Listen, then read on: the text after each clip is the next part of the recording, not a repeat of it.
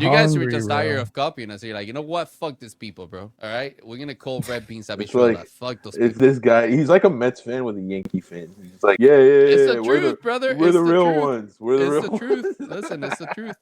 You guys gotta, change the language and shit. Oh, Yo, this yo. is taking- Hey, I'm sorry. Hold on.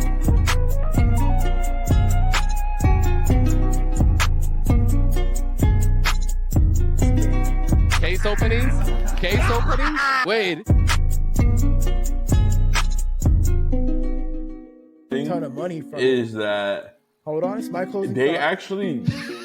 Everyone's saying they ran out of 3 because they feel it's profitable.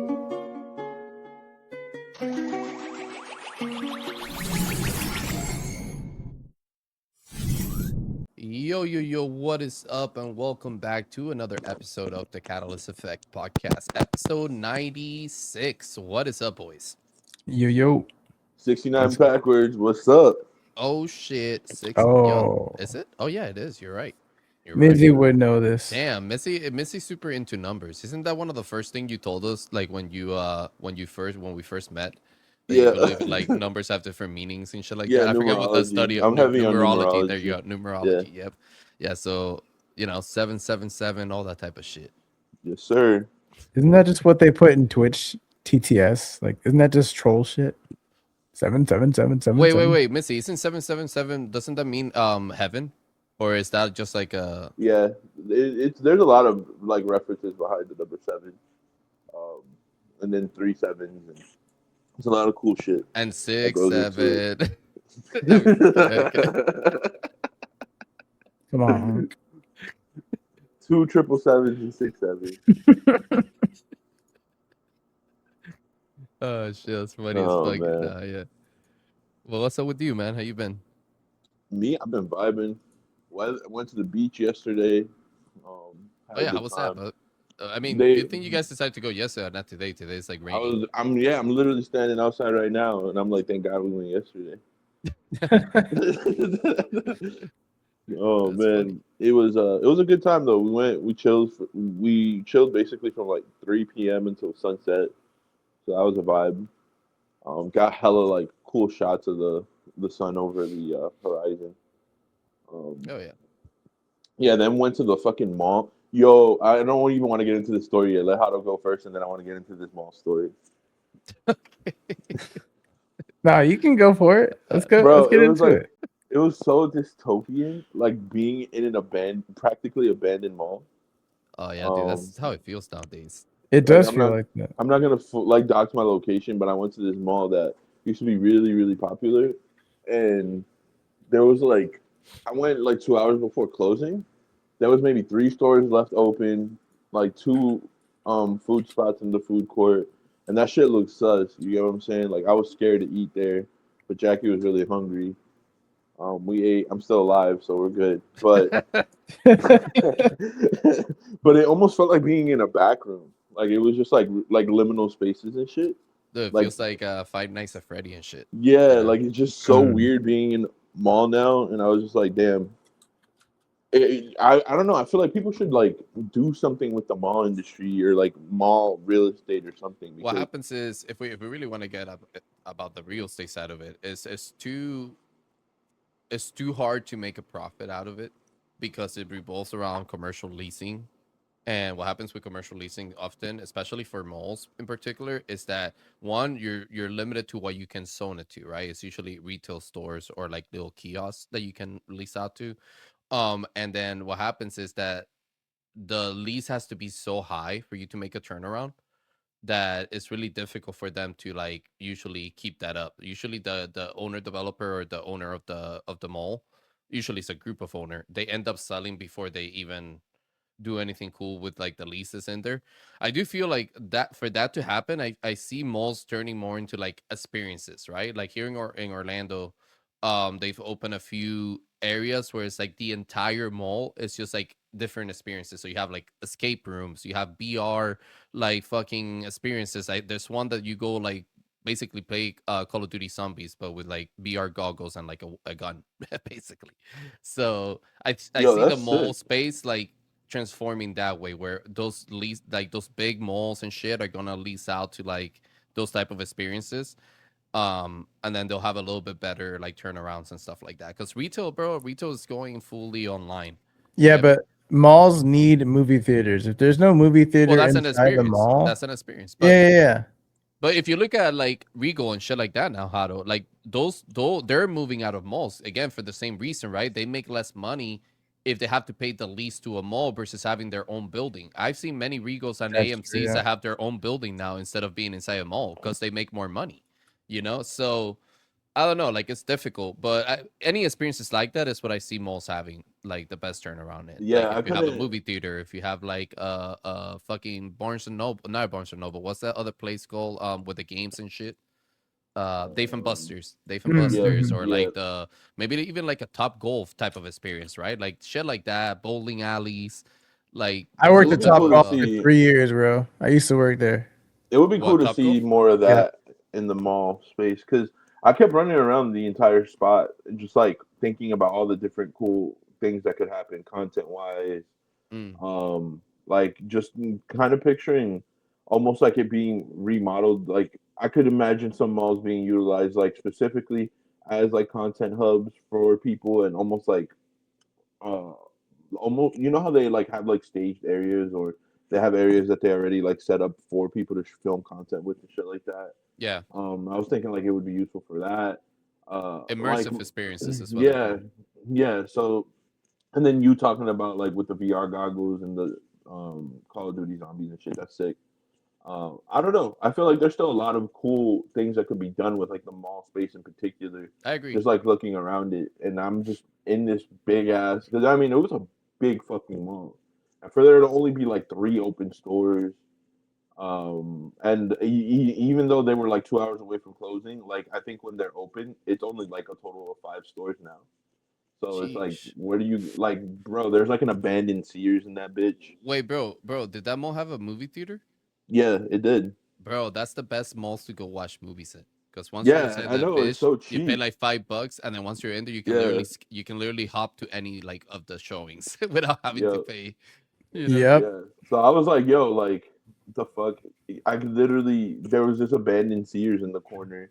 They didn't even That's bother to funny, take off dude. any of the logos. I was like, it was gated. It was completely like gated off, so I couldn't go in. But I was really tempted to try to like find a way in because I was like, I wonder what that shit even looks like right now. So I really want to get into back into like urban exploring and Yeah, like doing urbex, bro. Because I used to love doing shit like that, like going into abandoned places, taking photos or videos in them. Like that shit is dope, and it's actually a lot of fun. It's like what was that shit called when you used to go like geo hunting or what? Not geo hunting, but like the little you would go on an app and they would tell you where people would put like this little treasures, and then you would go there and it's usually like a little puzzle you have to do, and then I don't know, I don't remember what the shit's called, but anyways, it's similar to that, right? When you're doing urbex exploring, like you go on like I used to go on like Google Earth and like just like look at an area in my city and expand that area until I found shit that looked like it was abandoned, and then you would click into the usually the Google vehicle takes pictures of everything, right? So like it lets you do the little drop character thing so you can see the street view, and then that's how I used to find a lot of the spots for my photography and shit like that. So it's a lot of damn, fun, that's it. Yeah, in Florida, there's so many like abandoned. dude. There's There's so much so abandoned real much, estate, like complete ghost towns and shit too. dude. I went inside the abandoned. I don't know how much of this shit I can share actually, because some of it obviously, there's some trespassing going on, but bro, in Miami, Allegedly. allegedly, okay, in Miami, there's this old BK building, like the HR BK, and it was Yeah, like this big ass building, bro, like at least like 14-story high or maybe higher than that, right? And it was right in front of it was like next to the highway and right in front of the Miami International Airport. So literally, it's like the big ass building of BK, highway, airport, like the airport tracks where the plane lands. Right, that's the view you're getting. And there was a way to go all the way to the roof of the BK building, like through the outside stairs or whatever. And the building was abandoned. So we went to the top roof of that building, bro, and you can take a long exposure shot from there, and you get all of the highway plus all the plane landing. And when you take a long exposure, it's basically like light trails. And Okay. depending on how long the exposure is open, you can really play with the effect of the image where you have like some ghosted images. Like imagine like a ghosted plane, right, landing with a bunch of light trails behind it, right? That's usually how it's really cool shots, man. If you've never seen a long exposure shot, just Google it, and it's a fun concept of photography. So we got on top of that building, got some sick shots of the airport and the highway.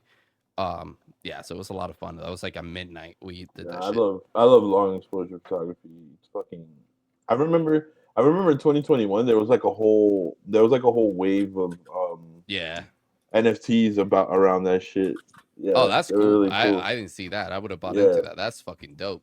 yeah, I Do you saw a guys ever bunch of do them like on like Rarible.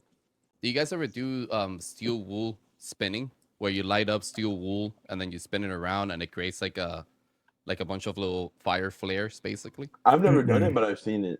Dude, that shit is It's fucking fucking dope. cool. It looks like some Shang-Chi shit or like some fucking Dude, a lot of the time, bro, a lot of the time, yeah, it like does the like portals. fucking Shang-Chi. oh, that's a cool fucking picture. You just gave me an idea. I may do that. Like fucking have somebody post with the fucking stupid Yeah, thing they do. Yeah, that would be dope. But we used to do that shit with like either you put like the stew wool inside one of the whiskers that you use for like making whipped cream or whatever.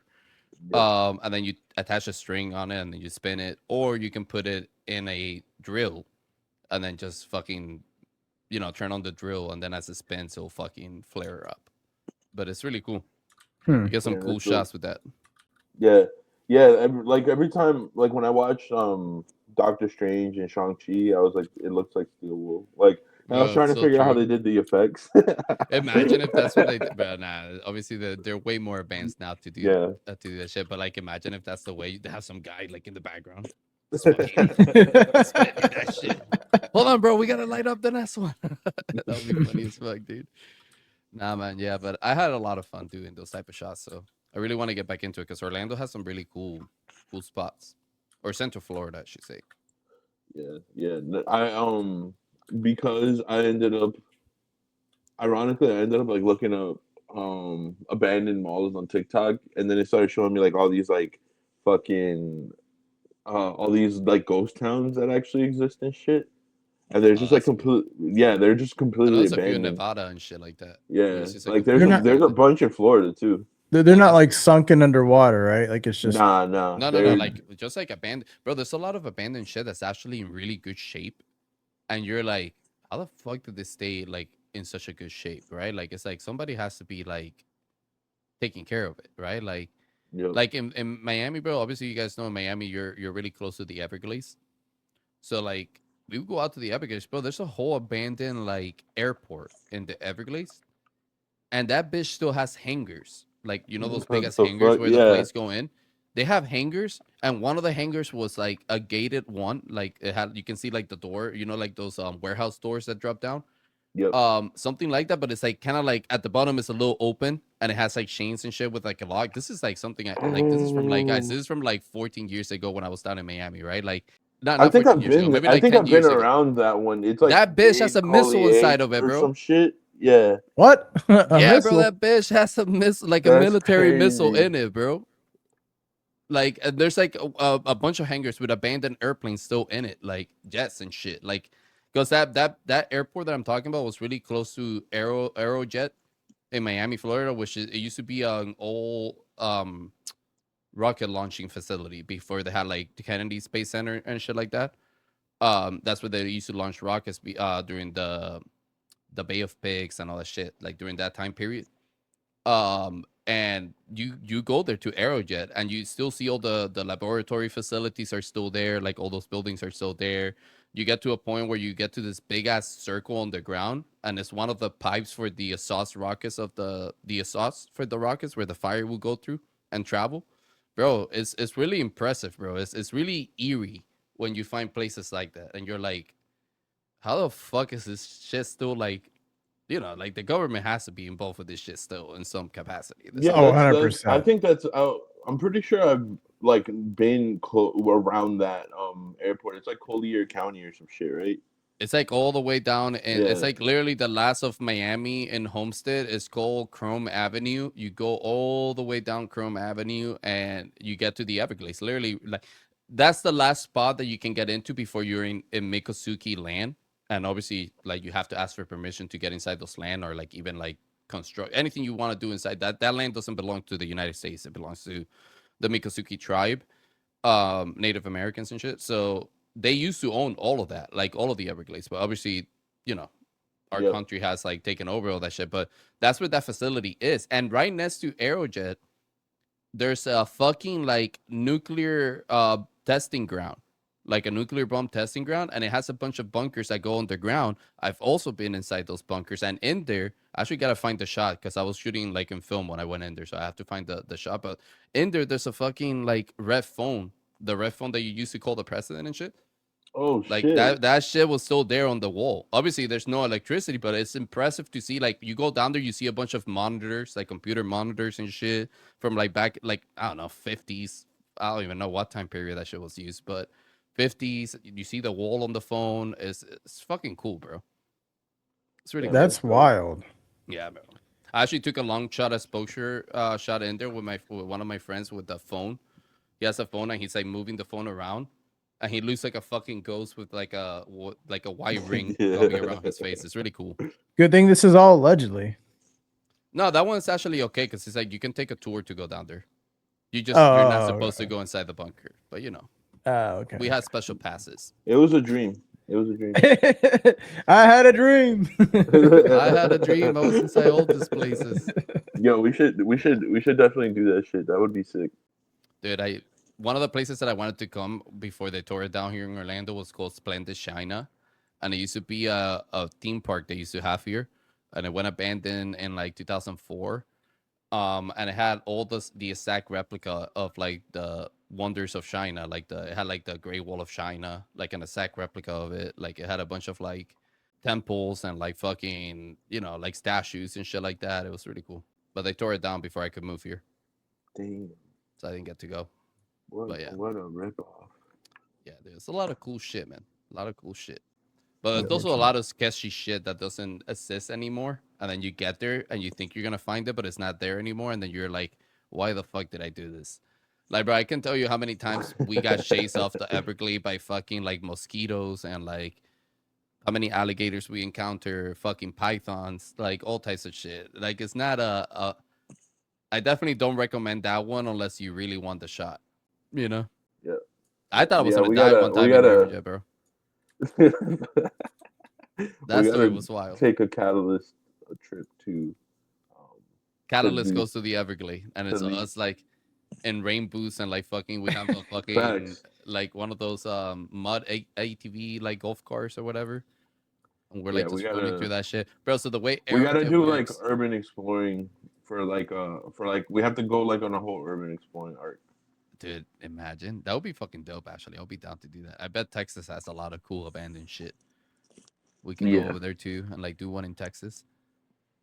Fucking Haddle takes us to like I don't know.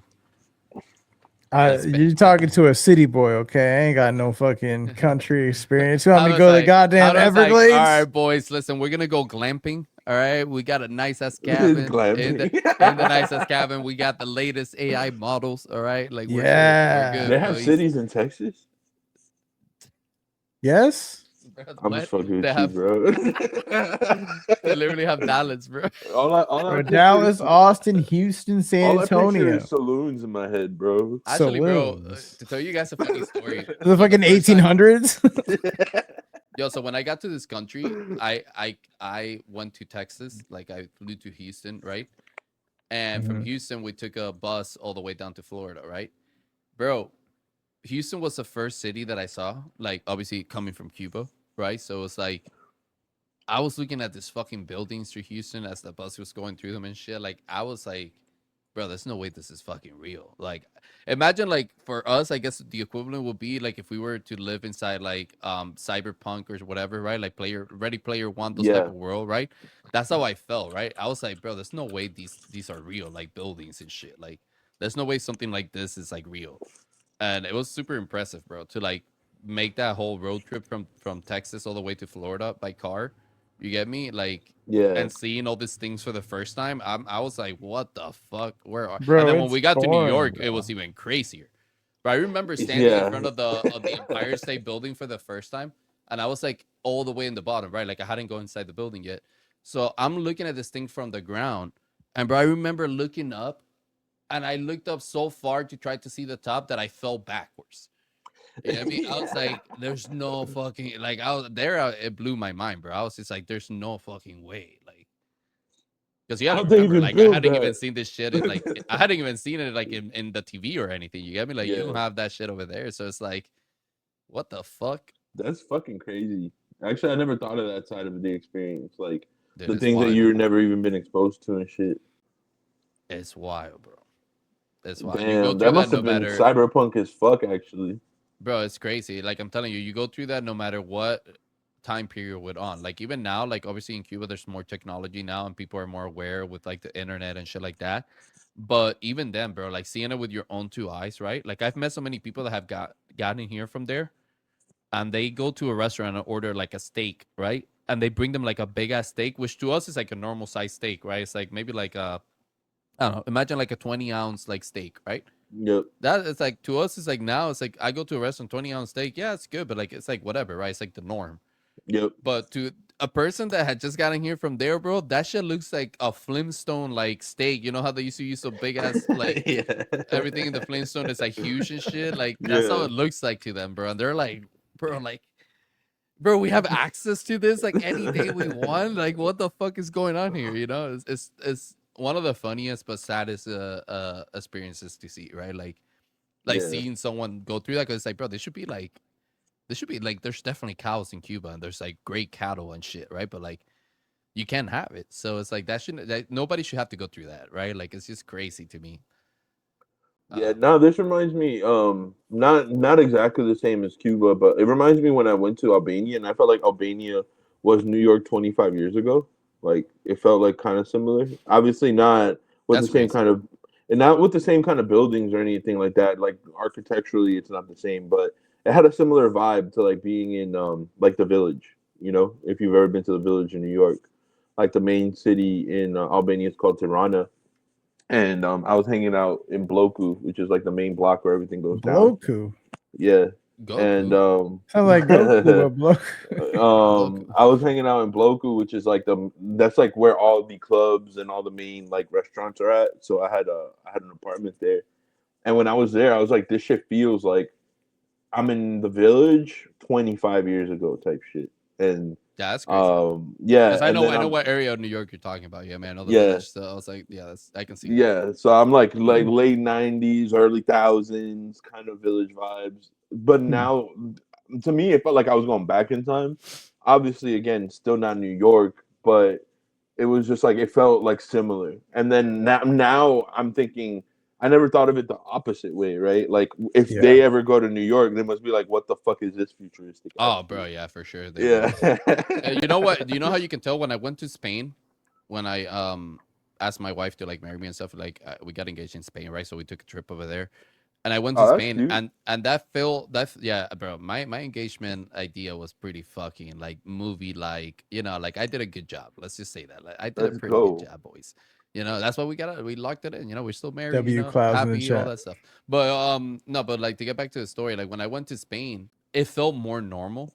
Like that experience felt more normal to me than when I first experienced the United States, right? Like because Spain, like obviously the language was native to me.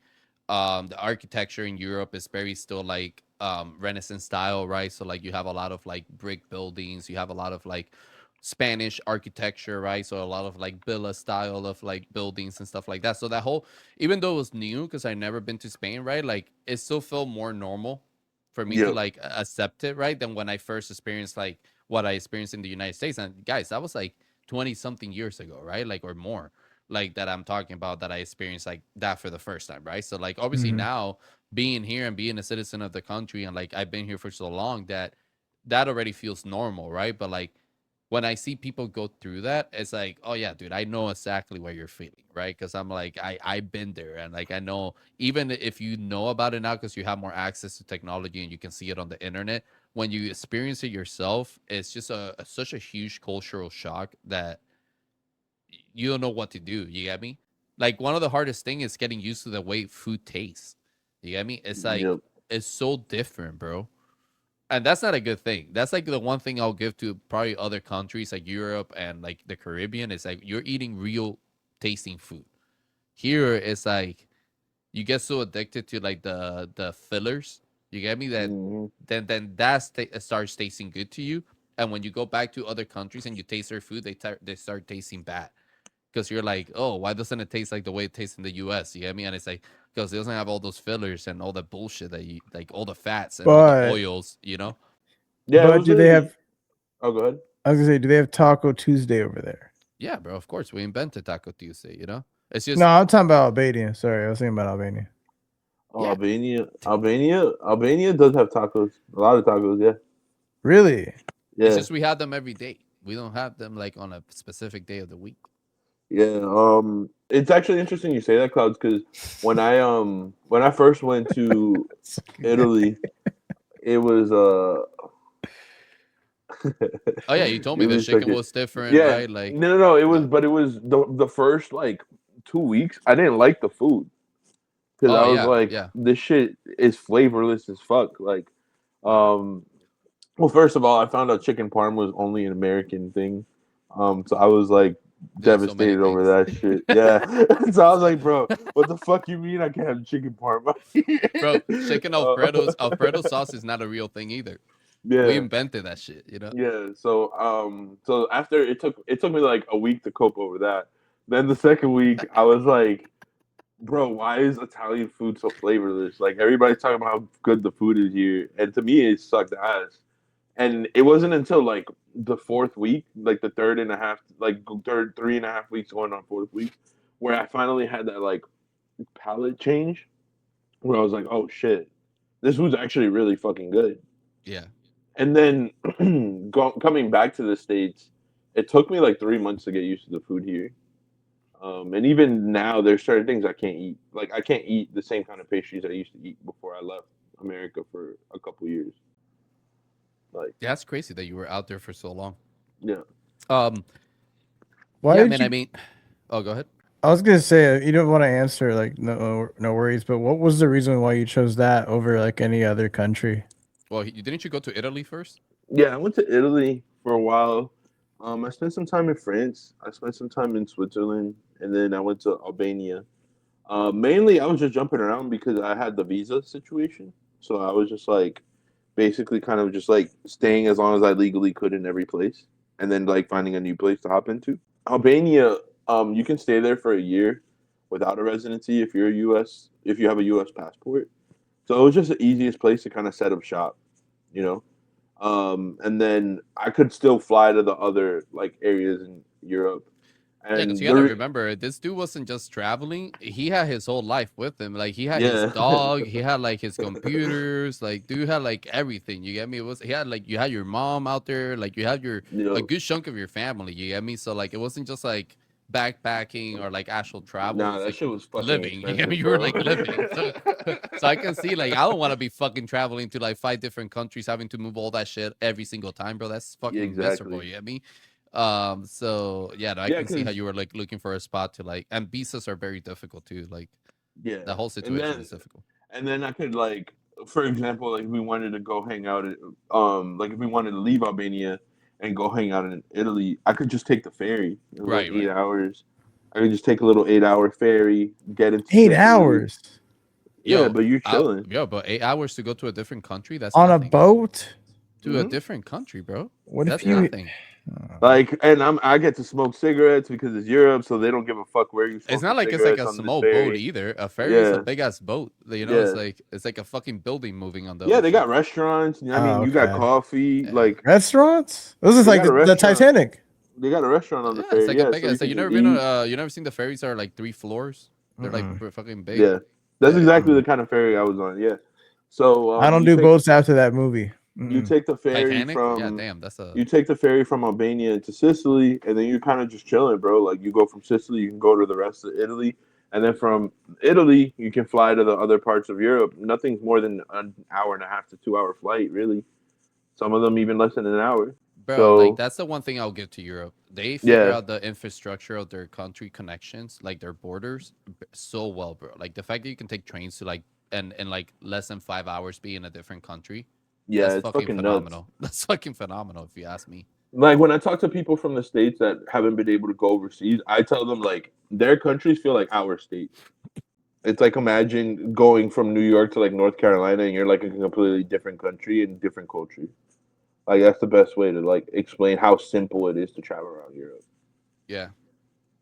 But yeah, like I had gotten to the point that, like Cloudz mentioned, because I had so many people with me. Like the first month that I was in Italy, I actually spent it in Florence, and that was kind of a pain in the ass to navigate because dog, mom, wife, niece, nephew, everybody. Damien was there too. Everybody was running around, and we had this like the Airbnb wasn't quite big enough. So then the next spot that I picked up was like this huge. I went like the complete opposite route, and I was like, let me find the biggest place I could find. And I went to this big ass fucking like low cabin, kind of like almost borderline mansion in Pisa. But I didn't realize how fucking old that shit was.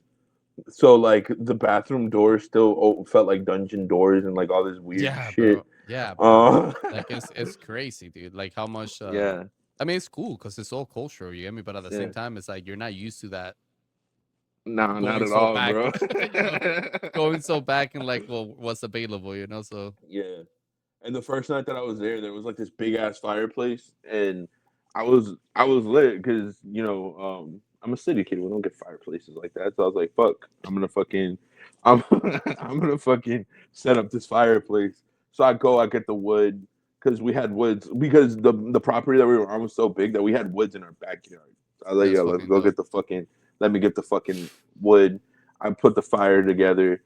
Brother, I did not realize that these fireplaces sometimes have like infested like bugs. Oh yeah, like bats and So shit. Yeah. I fucking turned I put on the fire and literally like I think like 50 to 100 moths like fly out of the Oh my fucking god, bro. fireplace. I spent like 2 days just killing bugs. No, bro. Hell no. um yeah, so I mean it was a lot of fun. It was a lot of interesting cultural like quirky experiences like that. Um, and yeah, I had a great time, and just like being able to set up shop in Albania made it easier because you didn't always have to take everyone to the other countries. Like some people weren't interested in going to like Switzerland, or some people weren't interested in going to France. So you were able to leave whoever wanted to stay at home in Albania, and then kind of just do your thing and leave, right? Yeah. Go see it, explore it.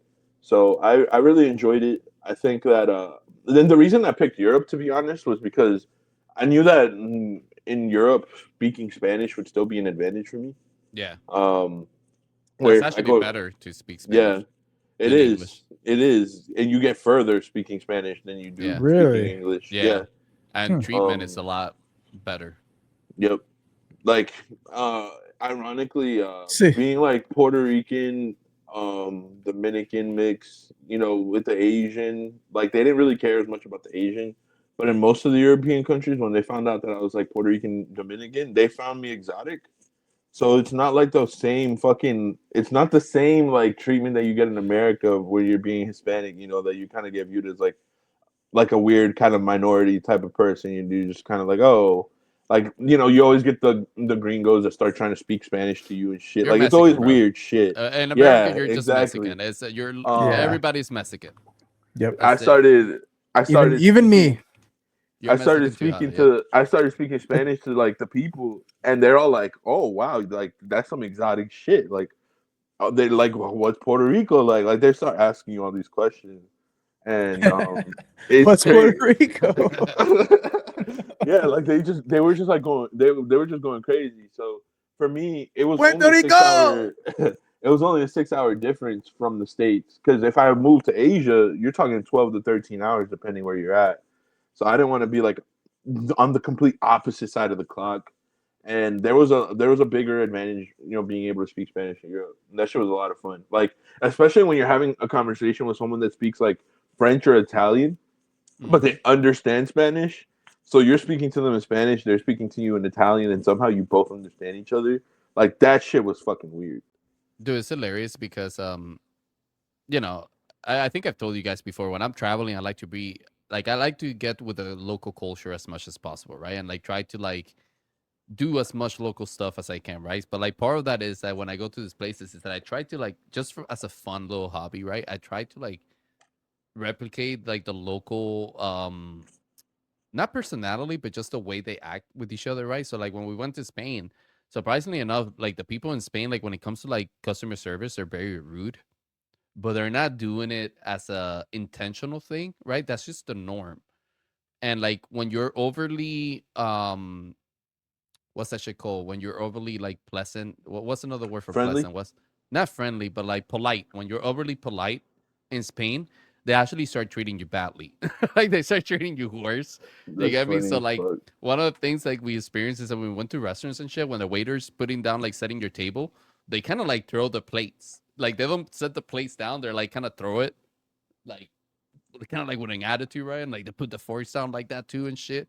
So I started replicating this attitude, right, that they give you. And I even just for fun, so I started like even replicating the way they speak Spanish, right? Which is very like with that Oh right? God, the list And Spanish. Yeah. bro, that shit was so funny because it was very obviously fake, right? Like I don't speak Spanish like that, but the problem is that a well-raised Cuban, right? Because I'm not gonna say Cubans are not vulgar. Cubans are pretty vulgar when they speak, especially if you're speaking the local lingo, right? Yeah. Like it's very like fucking campesino, right? Like it's very like farmer style, like talking, right? Like that's why they talk like the way they do. But like people that that had like I don't know how to explain it, that maybe they didn't grow up in like the farming side of Cuba, right? They speak very politely in Spanish, right? They say thank you, like all those things, right?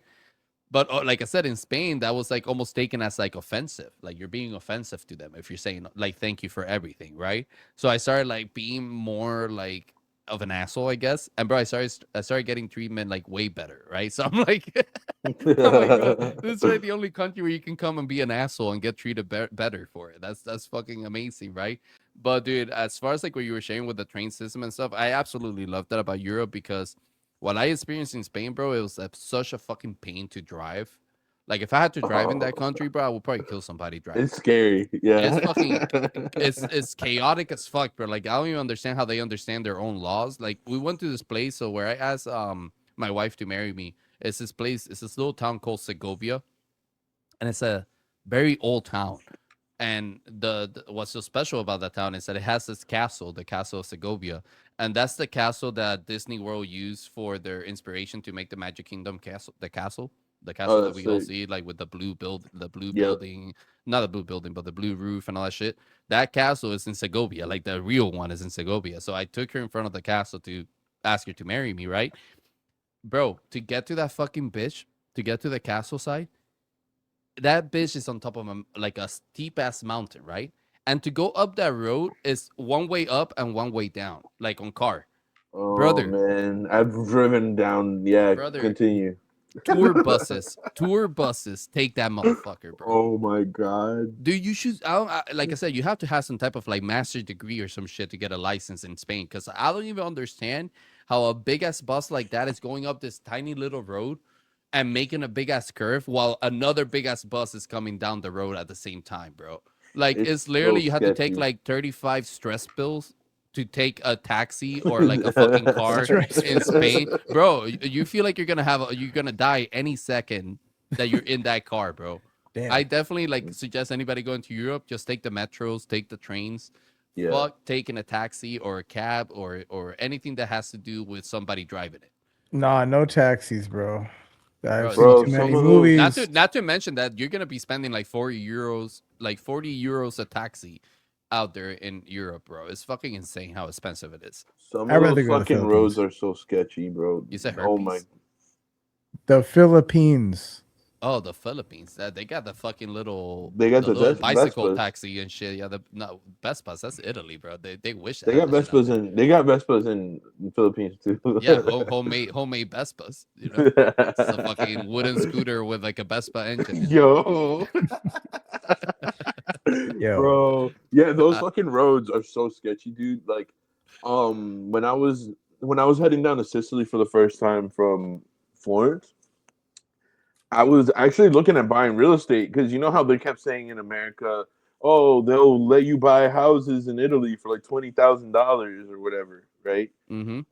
Or they'll even pay you to buy real estate out here. So I didn't go to Italy for that reason, but I was like, I'm here. I might as well check it out, right? Brother, brother. Okay, what they don't tell you is that those houses are in the middle of fucking nowhere, right? So if you're an American and they're trying to get you to do the whole let's buy real estate in Italy thing, understand that that bitch is at the top of a mountain or the top of a hill or like in the middle of nowhere. So I went and there was this like stretch of like three houses put together, and I went to this town in like right outside of Sicily where they were selling it, and I'm like, shit, let me go check it out. You know, what could maybe they were going for like 10 to 15K a piece. I was like, 40, 50K. I get three cribs, they're all together. I was thinking of Airbnb them. I get there and we start getting there and whew, okay, so we had to like climb up this entire fucking mountain on the exact same fucking what you're talking about, like this road, this tiny ass fucking two-way road where literally my sister was driving at the time. All that chick had to do was sneeze a little bit to the right, and we were falling off this fucking mountain, right? And there's Oh like boy. and as you're It's going up the mad sketchy, mountain, dude. there's like mini towns and shit, right? Yeah, There's bro. like, I'm like, how do you guys even live here? Like, what the fuck? So in one of them, we had just left one of the towns. We had stopped in the town to get some water and shit. And right outside the town, there was a bull on the fucking mountain, like a A full bull? blown, like a Yeah, wild bro, bull. I saw some shit, bro. Yeah. Like I'm yaks like, and shit. Like you're like, what I'm the like, fuck? yo, and it was literally in the middle of the road, so we couldn't drive. So we're just sitting there. And we're like, what happens if the bull just turns around and like spikes us off this fucking mountain? So I was starting to kind of be like, okay, Kim, you have a red sweater, right? Because she had like a red hoodie on the back of her seat. So I'm like, yo, if this shit gets sketchy, I'm just gonna fucking take the sweater, get out of the car, you book it, and then I'll meet you on the other side. Like I'll figure it out. And I'm like getting ready to get out of the car, and Still the was bull talking like finally an fucking anime main character over there, bro. the bull finally fucking moves. But like it sized us up for a minute. Like I actually thought we were gonna get kicked off the fucking mountain. How great of a video would that be, bro? Random bull just fucking kicks car off the mountain, like Yeah, dude, it was sketchy as hell. I was fucking scared. yo. Dude, but that is like that. It's so true, man. And you just reminded me with you saying that there was like a fucking little towns along the mountain, right? Because bro, all I could picture too is you arriving to this place, right? And the taxi just like stops at the foot of the mountain. And it's like, all right, guys, this is as far as I can make it. You got to take the donkey now. And all of you are like, the donkey? Like, what? Like, what are you talking about? Like, what are we? Bro, It's just like, and you know how I dress, right? So imagine me pulling up to these towns just like that. bro, you just reminded me. So we were on the way to like Toledo in Spain, and that's like the oldest town, one of the oldest towns in Spain, right? And it's like in the mountains again. We didn't realize that it was like when we went to a train station, instead of buying like in Europe, there's two type of trains. There's like trains that go like the bullet trains, like they go fast as fuck and they don't stop. It's just from one place to the next, right? And then there's like the regular train, which is more affordable, but they fucking take forever to get to places because they have like a million stops along the way, right? Bro, when we bought our ticket, we didn't notice we had bought the wrong train and we bought the one that took forever. And it was like a 3 hour train ride to get to fucking Toledo. Brother, I've never been so sketched out in my life, dude. We're on this train and everything starts good because we're in Madrid, right? So we take the train from Madrid. Everything is like good, like scenery is nice, we're chilling. Bro, as we get deeper into the mountains, dog, there was one time we stopped at this fucking train station, and I kid you not, that shit looked like an old Western movie. Oh Bro, we shit. pulled up to the station. The whole station's made out of wood. There's like fucking bullet holes all over the Oh my fucking wall of the god. things. The Hell windows have no. bullet walls. There's a fucking sign that says saloon on it. I'm just like, bro, did we just take the fucking train from Back in the Future too? And like we're in the old Yeah, times for now or some real. shit? Like, what the fuck is going on? Bro, we're getting out of this thing. There's like houses along the foot of the mountains made out of rock and shit. There's fucking mountain goats all over the place. You're like, bro, dude, it was like literally the most sketchy thing I've ever seen in my life because it's like people are getting off this train to go inside this train station. I'm like, there's no way people live in this fucking place. You get me? I'm like, you have literally bullet holes, dude. You get raided like every Tuesday or some shit. Like, what's going on? bro. What's going on with this? Nah. I was expecting people to roll in with horses and shit. You know, I was like, Yo, I was like, bro, this is crazy, dude. I mean, you get to Toledo and it's like fucking beautiful, you know. But yeah, it's crazy when It's you see crazy, like man. shit like that people actually like live in these places still. When you think of like how we live, right? Like in our Yeah, modern, dude. like in our more modern society and shit, and knowing that you go upon one of these mountains and you see like this whole civilization of people that are still living like it's like the late 1800s to mid 1900s in that bitch. Like, But to tell you the truth, man, a lot of those people are so much happier than we are. oh, they look, yeah, And it was such really cool. and you know why? Because they work to live, right? Yep. They don't work to like the way we do. We work to survive because if we don't, we're fucked, right? But also, our country installs in us that capitalism is everything. So we're always looking how to get more and more and more and more, right? That's what we live the way we do. Like everything is modernized, all that shit, right? Like people in Europe and the Caribbean, bro. You go to Dominican Republic, you know how many people are happy as fuck selling ice cream on the beach like Facts. every Tuesday? They don't make millions of dollars. They make enough to buy their dinner, support their family, and live the Caribbean lifestyle, the island lifestyle, right? Which is I'll take that. If I wasn't so conditioned to technology the way I am now, I'll take that lifestyle any day, right? As long as I have my freedom, like fuck it, dude. I'll be happy living like that. You get me? But now I need AC in my house. Now I Yep. need internet, Florida. fast internet in my house. Now I no, I'm just saying like even if I were to go to Dominican Republic, that's what I'm expecting, right? Like Oh yeah, yeah, we've yeah. all been conditioned, bro. If I put you in the middle of Cuba and you go the first day you're gonna be fine, but by the seventh day that you go in with no electricity and no fucking AC in your house because the government decided to fucking take that shit away out of nowhere, you're gonna be like, get me the fuck out of this fucking place. You get me? Because we've all been conditioned to have these necessities as part of our lifestyle, right? And it kind of sucks. That's why we are so stressed most of the time, is because to have all those necessities, you need money. You get me? You need to have fucking money to keep that up. Like my house right now, if the AC breaks, ain't nobody there to like. I have to come up with $2,000 to come up with a new AC system, and I'm gonna do it tomorrow because I can't go without my whole house being like 90 degrees inside. You get me? Like that will be miserable. So that's what we've been conditioned in our country. And when we go to these other places, we look at those places and we're like, damn, how do people live in some of these conditions? But to them, it's like, we're happy as fuck, dude. You know, like we can take a train and go to fucking Rome tomorrow if we wanted to. Yep. You know, like they don't live under the stress of like I need to make money to survive. That's why a waiter over there in Europe, they don't need to accept tips. They don't have tip systems. They work and they make enough to live of what they work. You get me? Not saying it's the Facts. best economy as a country because a lot of countries in Europe are kind of fucked, but that's because our country controls the economy of the world. You get me? Like if we're not doing good, everybody else is bleeding, and that's the reality of it. You get me? But Yeah, because they're Yeah. dependent on our paper currency, yeah, right? dude, everybody. Yeah. China, like they depend on all those three countries, right? China, Russia, United States. Like if those three countries are bleeding, the whole entire world, from an economy standpoint, is bleeding. Yep. But they're a lot happier than us. I'll tell you that much. All I know is that you guys heard it here first. We're gonna be taking a global Caribbean trip starting in Punta Cana, Catalyst Icy Punta on the Cana, beach. papi, On the Mangu. beach. So We're gonna be selling Mangu. merch right out of the Icy truck. You Yeah, heard let's go. Yo, you heard actually, I right have here. been looking. I have been looking at real estate in Dominican Republic. There's really good opportunity there Bro, I for have like as a well. hundred, 100K to 140K. You can get some nice beach homes or brand new developing um concepts and shit like that. So it's not a bad deal. The problem with it is figuring out The the military. no, fuck the military. That's just never gonna change. The problem with it is figuring out the property management side of thing.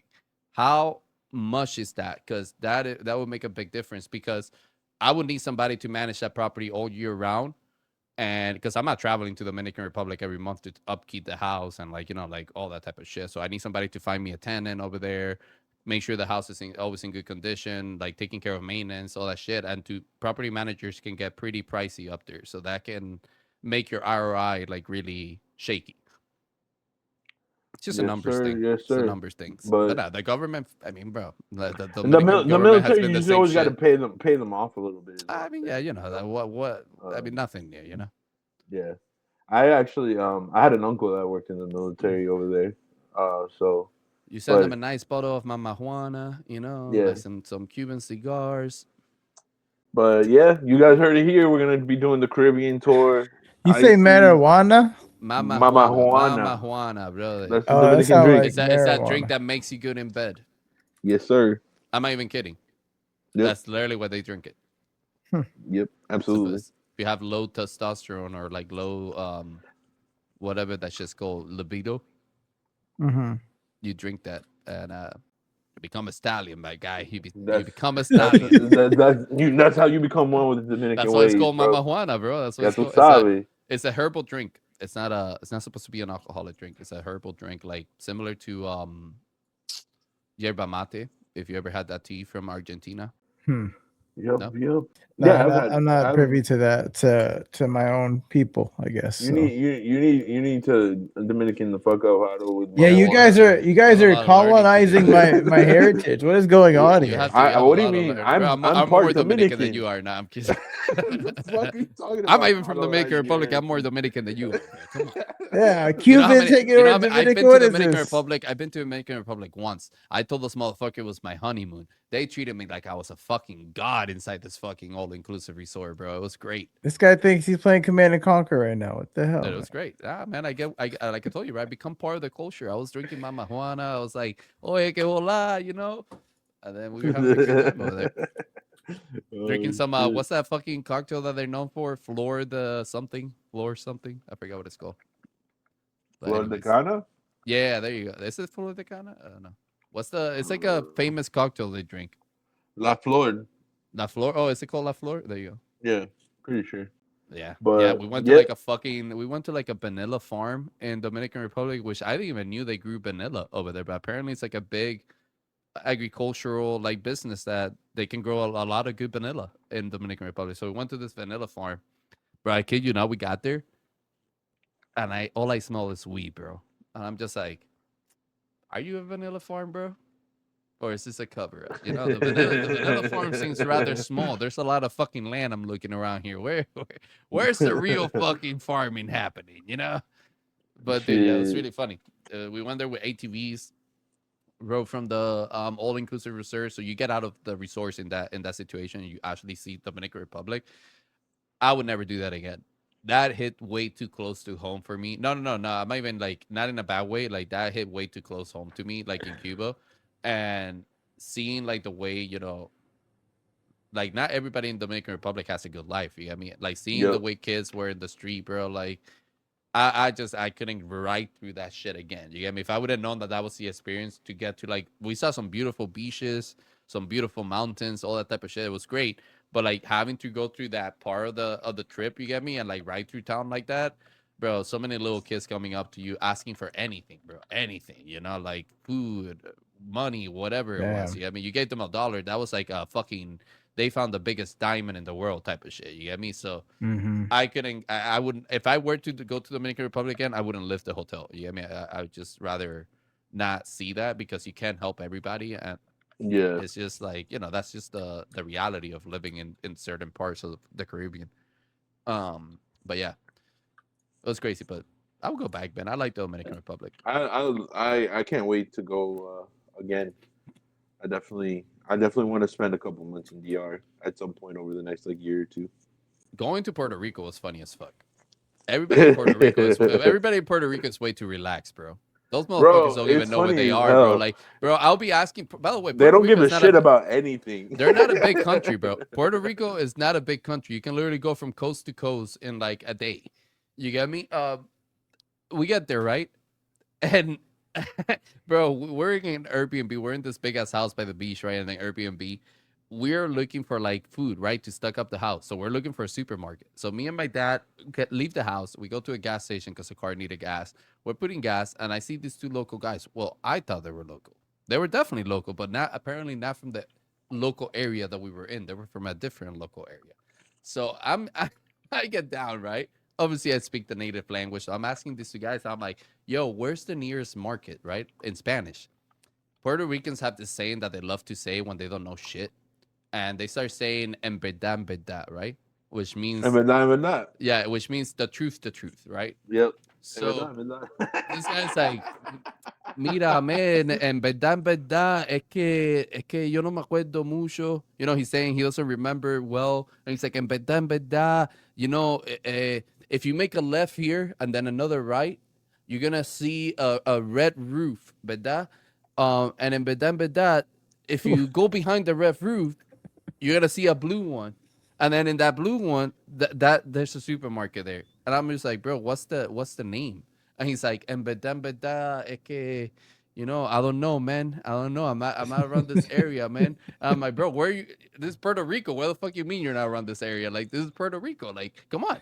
Bro, they don't know how to tell you. They're the worst people to get directions from. Anyone that you ask for direction in Puerto Rico, they've been to the place that you're asking them and they know what you're talking about, but they don't know how to tell you to get from point A to point B. They're the worst direction giving people I've ever met in my life. And beda, you know? And beda. Bro, it's hilarious, dude. It's fucking hilarious. I was like, bro, Yeah. you know what? Don't worry about it. I forgot the internet works here. Let me just pull on my phone. Don't worry. Don't fucking worry about it, bro. Yo, I'm fucking dead. I was just like, bro. First time I went to PR, I was 17, and I didn't know that nobody on the island works on the weekends.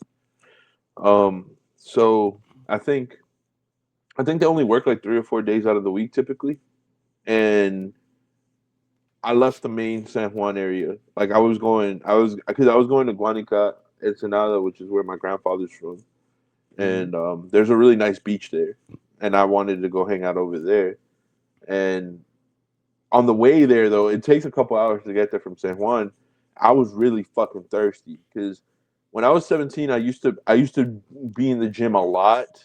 So I also was like the guy that would drink like fucking 2 gallons of water every day type shit. So I would get thirsty really, really easily. And on that island, brother, once you leave San Juan, like there aren't a lot of places that are open. Yeah. So it was like on a Saturday, and I kept trying to find a place to get pork, and I kept trying to find a place to get like a lot of water, and I couldn't find shit. I couldn't find shit until I got to the spot in Guanica on the beach where this guy was selling like he was selling like the fried fritters, you know, Oh, La yeah, the Pincho. acapurria and all that You know, shit. Yeah. alcapurria, yeah. So that shit was fire, and I got managed to get the drink there. But on the way there and on the way back, nothing was open. So I kept stopping in like all these different spots. Like my sister was driving at the time. I kept being like, "Yo, Kim, like let's pull over. I'm gonna fucking die." Like, at one point, I was so thirsty. It was raining, and I just put my like head out of the window and like opened my mouth type shit. I was like, "Yo, I'm gonna fucking die." Like, Yeah. yeah. So if you're in Puerto Rico, understand once you leave San Juan, once it's past Thursday, shit's not open until like Tuesday morning. Like you're like Tuesday, Wednesday, Thursday are the only days shit is like open. Yeah, bro. And another tip too, don't go to restaurants out there. Go to the kiosks, the little windows, you know, Yep. to eat, because they will rape your ass in restaurants, bro. And they Yep. will eat some horrible food. And Yeah, they will well, I should overcharge say the shit out I of would you. say they would rape your wallet, not your ass. Like your wallet would get raped. Pause. Uh, I was like, I remember going to Puerto Rico, and I don't remember any of that stuff. So some ass raping happened, all right? Like, I was a child, but like still, again, oh shit, Epstein yeah. happened. I don't know, maybe. nothing went down like that for me. And if you're Thank God. trying to be on some like I don't know, if you're trying to be on some like resort style simple eating where you don't have to go to any like super cultural local joints, Bebo's in San Juan pretty much has most of the plates that you would want from like Puerto Rican cuisine. So just try them out first. They're pretty solid. Listen, alcapurria, fried fish. That's what you want to eat out there, right? I might have to go Oh, some to. arroz con andules, you know, some Mofongo. arroz con salchicha. I mean, Bro, not you some guys. salchicha with what's that shit called with habichuelas. which is Yep. red beans for them. You guys are gonna make me go order a Cuban sandwich. God damn it! That's not even Puerto Rican, bro. That's not even fucking Cuban, bro. Like, at least get yourself something. It's closer. still Latin, man. All you're getting there is some Miami culture, you know? Some That Miami shit culture. is That's what you're getting. fire. Come I'm on, getting man. fire. Fucking ham with pickles and mustard. Yeah, It's okay. And Swiss amazing cheese every and some time. Swiss Every cheese. time I It take is a good. bite, It it is good. never I'm not gonna lie to you. disappoints. Like, god damn, bro. At least you wanna be true to your country, bro. Get some tripleta, you know, tripleta sandwich or some shit, you know. I'm being true to me. I'm gonna get a Cuban sandwich. Nah, you're being true to Houston or Texas because you ain't getting shit out there that's Caribbean for sure. Bro, don't be hating on my Cuban sandwiches, Getting bro. some fucking barbecue. Hey, you Bro, took I'll my take land. Texas. You take my land. I take your food. You're not taking our food. You're taking Miami's food, bro. Take it up with them. Hey, that's where you're born. Close enough. Bro, a or blunt not born, but tripleta from. sounds fire right 90 now. miles away from there. That's what I'm getting for lunch. A blunt and a tripleta. Oh, There yeah. you go. Tripleta. I'm not a big fan of the tripleta sandwich because I don't like salami that much. But Yeah. yeah, that's what you want to get from there, man. Tripleta sandwich. You know, in Cuba, you will get some pan con lechon. You wouldn't get Cuban sandwiches. There's no such thing as Cuban sandwich. Pan, It's like the whole thing we're talking about with Italy and Alfredo sauce And, or and chicken parm. and chicken parm and shit. Yeah, you get pan con lechon, which is just like literally Cuban bread with pig, like roasted yeah, I pig, was gonna and say like and the lechon's skin pig. and the skin, the crackling. You know they have lechon in the Philippines too. Yeah, Yep. yeah. Yeah, Yeah, bro. All Caribbean food come from Africa and those areas, bro. Like in Cuba, we have okay. So what you guys call mofongo, which is your plantain dish, right? In Puerto Mhm. Rico and even in Dominican Republic, they call it It's mofongo mango. too. Yeah. And mango, yeah, mango is a little different because mango is done with sweet plantain that's been boiled. Yep. And mofongo is done with green plantain that's been boiled. But what we call that in Cuba, we call it fufu, which is the original name from Africa. In Africa, they also have fufu, right? So like that's where those dishes originate from, bro. Haiti, Africa, Philippines. There's a lot of interconnection there of Yes, cultures. sir. But I'll never get over the fact that you guys fucking call your red beans habichuelas. That's like what we call green beans habichuelas. You guys call red beans habichuelas. Hey, man, I didn't invent the language. I just yeah. Yeah, that's Yeah, some we- made up shit right there. It's all good. It's all good. You This guys is just making want, me you guys were hungry, just bro. tired of copying us. You're like, you know what? Fuck these people, bro. All right, we're gonna call red beans It's habichuela. like- Fuck those It's, people. this guy, he's like a Mets fan with a Yankee fan. He's like, yeah, It's the we're truth, brother. We're It's the the real truth. ones. We're the It's real the truth. ones. Listen, it's the truth. You guys gotta, change the language and shit. I'm just saying, Oh, Spanish, man. Spanish all originated from the same place. You know, Yep, it all came from the motherfuckers that don't even speak the way that we do. Castellano, Ironically. baby. Yes, You sir. ever, bro? In Spain, I met somebody like some people over there still speak Castellano, and you can't understand what the fuck they're saying. It's like they're speaking like fucking whatever language the Frodo spoke. You know. That's actually crazy. It's crazy, bro. You can't understand them. But anyways, fuck, boys, we've been talking for like an hour about traveling. This has been great, but let's switch it up a little bit. I want to talk about some AI, man, because AI has been fucking crazy lately. In particular, we were talking yesterday, Missy and I were talking yesterday with Damien too, in Split Decision. We were getting into the whole agentic side of things with the AI. And I got in Missy's thought, which I thought it was fucking super interesting. And Missy, you feel free to touch more on it here, Yes, sir. and talk about zKYC and what you're helping them with over there. But because I was in the spaces the other day, and one of the things that came up regarding agentic side of AI was the security behind it, right? It's like, well, how do we make sure that people are not using this agent for malicious stuff? How do you kind of brought it up in like the previous episode of the podcast where you were like, well, how do we make sure that they're not getting into like racist slur, racism slur and all that type of shit, right? And somebody in the spaces was like, well, how do we make sure it's not scamming people or like making fake things, right? Or all that shit. And they were asking me, they were like, what do you think will be the solution for that? And I said to them, I think that's going to be solved eventually through regulations, right? I think at some level, we are going to have to implement regulations into the AI space, even though most AI companies and the government is very against that right now. I do think it's going to get to a point where somebody's going to get either seriously hurt using one of these AI things, or seriously scam through one of these AI things to a massive level, right? Where it's gonna bring forth some of these changes with regulation. And then Mizzy, that's where Mizzy jumped in with the zKY thing, because they're working on some really cool things there where it still maintains the user's security and anonymous. What? How do you say that? Anonymity. Anonymity. Yeah, safe to some degree, right? Without having to be completely KYC essentially. But Missy, you want to Yep. touch on that a little bit? Yeah, for sure. With one of the first things that I was like interested in, like before I even get fully into the solution and everything with AI, and I was really interested in like how is this shit gonna work, right? Because as we get more adoption of this tech, it gets a lot easier to exploit. It gets a lot more difficult to actually be able to kind of be able to keep your privacy without overdoing it on like essentially invading your privacy at the same time. But then at the same time, it's like you have to handle the balance of like we want people to have privacy, but then we also want them to be able to be like accountable for their actions with the agents on chain. We don't want rogue agents just being able to get away with doing stupid shit. So like when I had first started talking to zKYC as a project, like I would say in August of last year, like July, August of last year, and around October, November when X402 and all the agentic stuff came out, I had the team over there that I work with.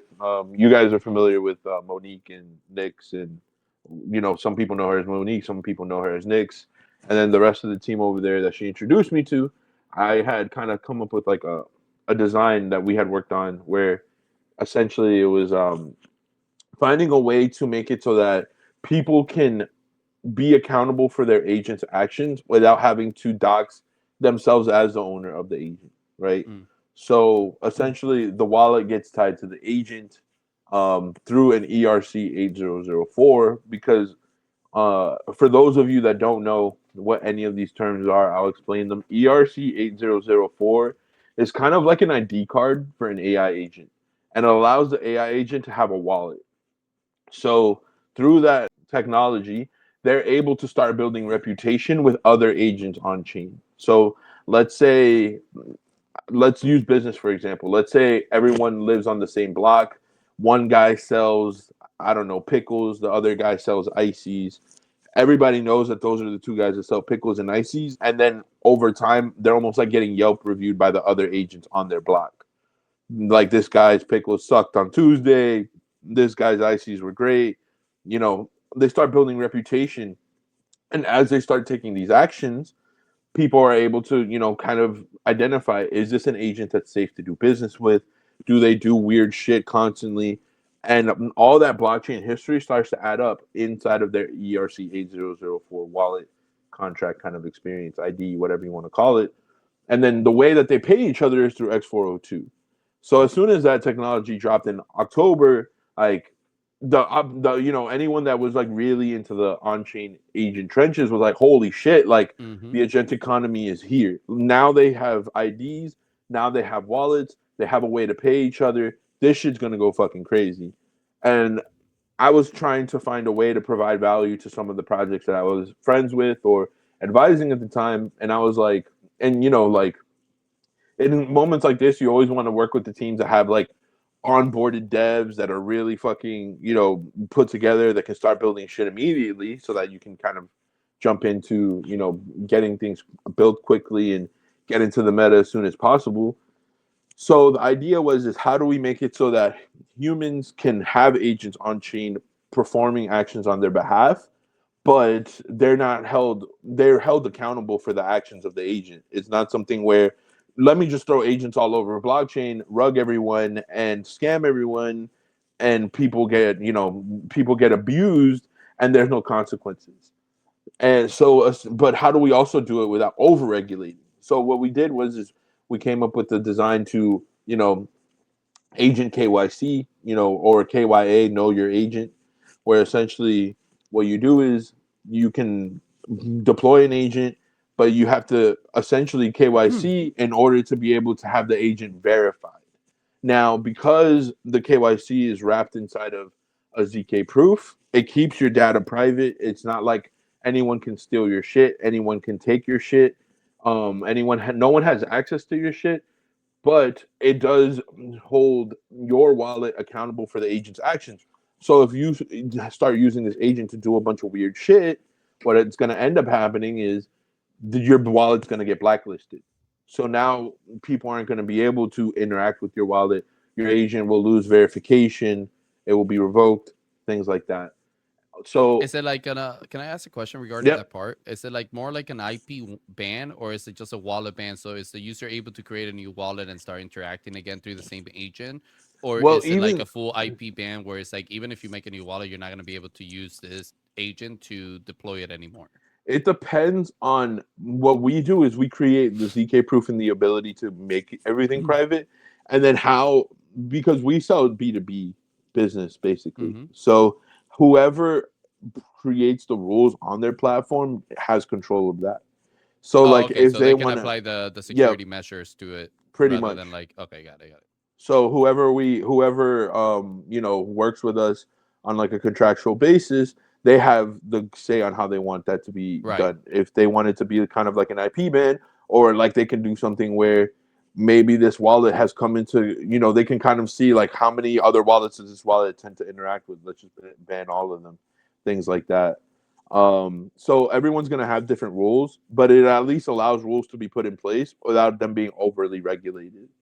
Now where zKYC is really heading towards is the ability to do what's called execution time authority, which Mhm. is for those people that don't know, imagine you're on a highway and you're every time an agent is going to do like a larger decision or a larger transaction, they pay like a small toll fee to verify that they're allowed to do that transaction on the protocol. So essentially, it makes sure that the agents can actually move the amount of money that they want to move, and they're just not like randomly running around. If they get access to a wallet with like $25,000 or whatever, like they're making sure that the execution time authority makes sure that they actually have the permissions to be able to move that money, that it's been signed off on, or that if they're interacting with a protocol a certain way, they're making sure that they have the verifications to be able to actually do those things. For example, like if you're on an exchange and they want to move money around, if you're not a verified agent, you can't move the money around. If you are a It, verified agent and you meet the credentials, you can. is that like alerting also the user that deploy the agent on their side? So like I know you explained that like a highway fee, right? Yep. By the way, I maybe understand it, and maybe this is the part where I'm misunderstanding. It's more like a pending charge fee in your bank account, right? Remember, you ever seen when you try Yep. to interact with something and they're like, "Oh, we're gonna put a pending charge of $1.60 in your account," and then you have to put that amount that was charged in your account for the real transaction to go through, right? Is it something similar like that where it's like telling the user that deployed the agent, hey, this agent is about to like move around $10,000 from the wallet, right? To you for this purpose, and then they can approve it or not, and then that lets the agent know, or is that done automatically, like It's anonymously? in its current design, because everyone wants automation for agents. It's Right. done automatically, and they're Okay. like pre-approved actions by the protocol or by the user. So it just Um, executes. So yep, it's like a parameter that the user puts before pretty much. they have the ability to even move that. So if I told my agent you're only allowed to move up to $2,500 from this place, you get me, at a time, like when it goes to use the move the $2,500, he'll still go through that verification process you're talking about, but he won't need my permission anymore because he already has it in the parameters. Yeah, Got it. yep. Damn, that's So fucking sick, actually. yeah, so essentially, like this is the framework that's been designed to be able to try to tackle this, because obviously we haven't seen it at scale yet. So, but it starts with making sure that they have verification and permissions around the decisions that they're making when they're automated. Making sure that there's someone behind the agent that is accountable for the actions the agent's taking, so they can't just be used for crime sprees.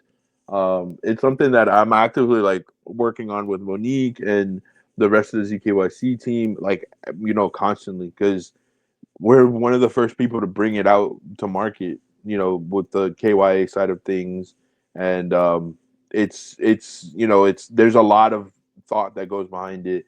There's a lot of design that goes behind how everything interacts with each other. You know, there's even parts where outside of the agent itself making decisions, we had to think about designing products that actually monitor the behaviors of agents and create behavioral analysis, because you know you need to think about like what's going to happen when, how are we going to be able to create predictive like data or take predictive information around the idea of like what the agents are doing, right? Like if these agents are constantly executing these kinds of decisions, what does that lead to? Right. We need to make sure that we have that data available to be able to see like, you know, common patterns and things like that. So that way, as this tech continues to grow, we kind of can start to see like where could things possibly go wrong, where could they go right, you know, all that type of stuff. So I actually have two follow-up questions for you. Yeah. And they both lead into two different completely conversational paths. So take out a grain of Ooh, salt, I choose your guess, and like adventure. yeah, like type of choose your adventure type of shit, right? Yeah. The first one I want to say, and maybe this would be the shorter one, right? Is are you guys like when I say you guys zKYC, right? Like are you guys also looking, because I know you said you're B2B right now, but are you also looking to do B2C? Because I see a huge, and I know there is a huge target audience for just to consumerism, because a lot of this AI agent are being deployed by like one person as well, rather than like a whole team or a whole business, right? And I can tell you right now, bro, like regulation is one of the biggest touchy subjects, because when I said regulation in that space that I was talking about, it was like almost like a 50-50 room explosion, right? Like some people got it and they were like, yeah, I can see why regulation is important. The other half of the room was like, what the fuck do you mean regulation? You get me? That sounds like horrible thing to implement, Yeah. right? So I think that part of the take of like being like a horrible thing is coming from that KYC, not wanting my whole, you know, personal information to be like dogs like that, like, you know, that type of thing that consumers are afraid of. Like, and when I say Yep. consumer, I mean individuals, right? Not so much businesses. When you're a consumer or an individual, that's when that remaining anonymous side of thing can be a lot more control, right? And I Yep. do see a huge target audience for what you guys are building with that technology and that type of implementation for regulation to be applied towards B2C, right? Applications. So are you guys looking into that, or is it just going to be always B2B? Mm, yeah, definitely. We definitely are.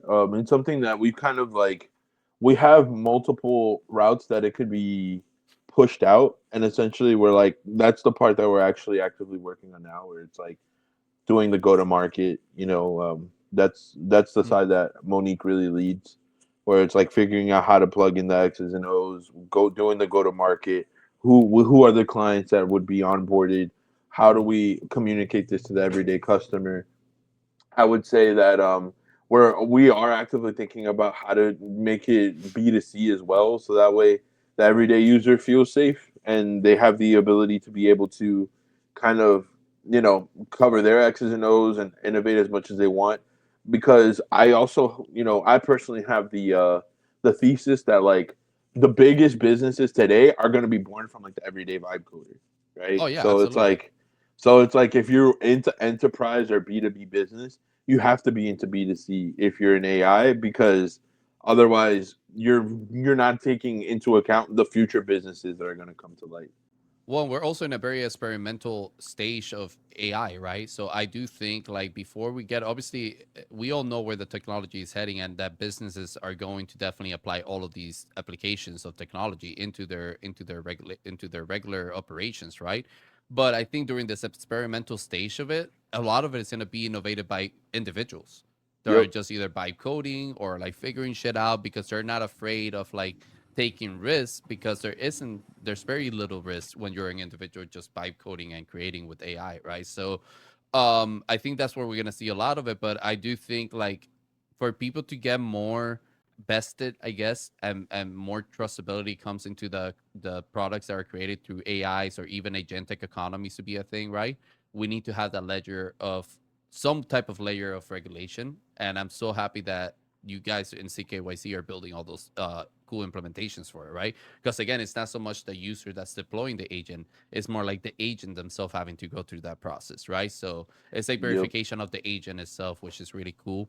But the other question I wanted to ask you had to do with the business side of thing, right? Do you think there's any risk, right, for like technology like that to be implemented with when X402 is not something that's heavily mass accepted yet as a transactional protocol. What I mean by that is like we don't really know where X402 is going yet, right? And this other protocol with ERC 8004, like we don't know where those two protocols are going yet. As far as like, are they gonna stick around the way they are? Is this gonna be used from a business operational standpoint, right? And like a transactional standpoint. What do you think about that? Like where X402 is at the current stage and the current moment? Yeah, it's that's something that we actively think about a lot, and it's actually included in the design because I feel the same way you do. I'm bullish on it, but I also don't know how much adoption it's going to get. So, what I will say that's really valuable about X402 is that X402 ties itself to APIs, so you're able to interact with payment API payment centers and things like that, whether they have the X402 integration or not, to a degree, depending on how it's set up.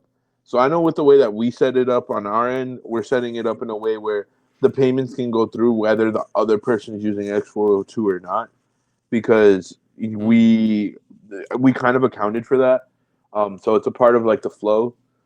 Like I'm trying to answer the question without giving away too much sauce, but no, I get it. It's just a layer. It's more like a layer. Just know your boy like definitely cooked on that, where it was like, yo, if you know one thing about me, you know I'm always gonna find a way to get paid. So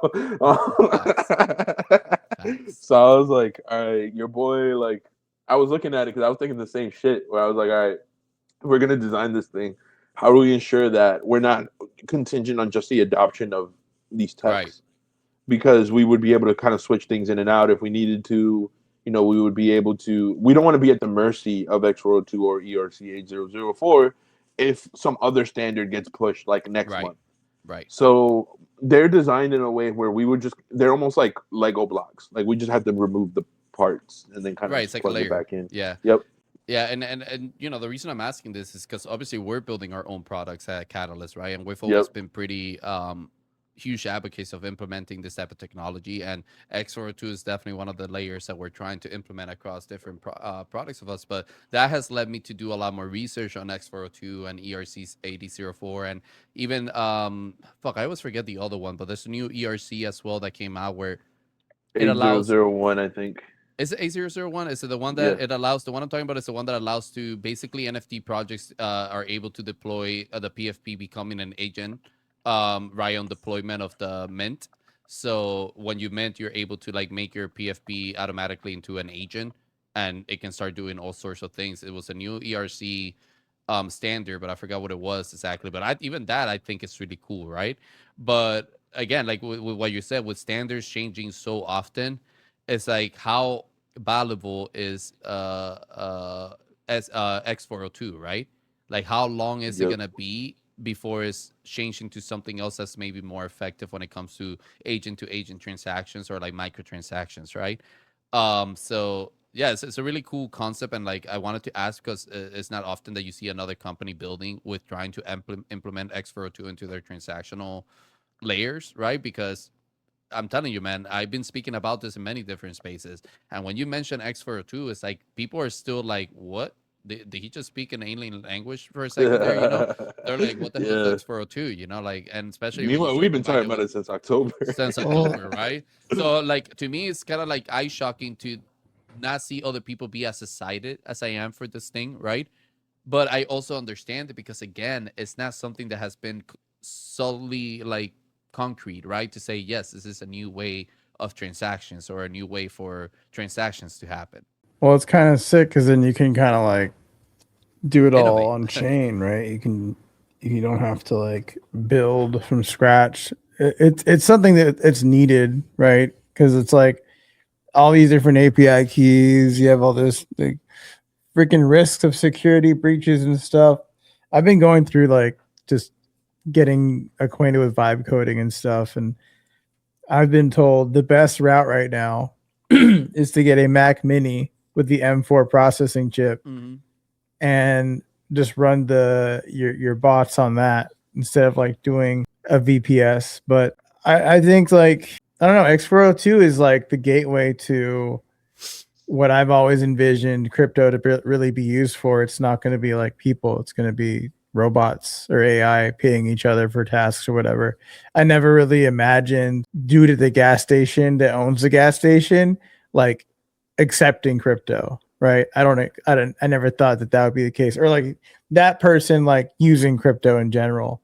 I don't think people are ever going to do it like that, but I do think like now you could have like a self-funded taxi with like those self-driving cars. You could have that function completely by itself with X402. So I'm excited for it too. I'm still learning. I just much. always think there's a human layer to all of this, right? Because, for example, S402, now we can build products for robots, like you're saying, right? It's like we can build products that have like that offer API data, right? That the agent is gonna need to acquire, and that's where X402 I see the beauty of S402, right? Because S402 allows for that microtransaction to happen, where the AI is saying like, "Yo, I don't need all of this data, but I just need this very specific API that you have." You know, and instead of paying you, you know, like what a regular consumer would pay for like all of the data that they would get for that API service, right? They would just pay a microtransaction for that very specific piece of data that they're looking for. You get me? And I just see the beauty of interconnecting both worlds of like, now I can build products where I have human consumers, but I also have robot consumers. You get me? Yeah. And that to me is like what allows us to kind of cohabitate the consumerism space versus like just only being robots, right? Like, yeah. So I don't know. That's just the way I look at it. Because Also, another thing, I was talking to people were like, a lot of people were like in the same viewpoint as you, Hado, right?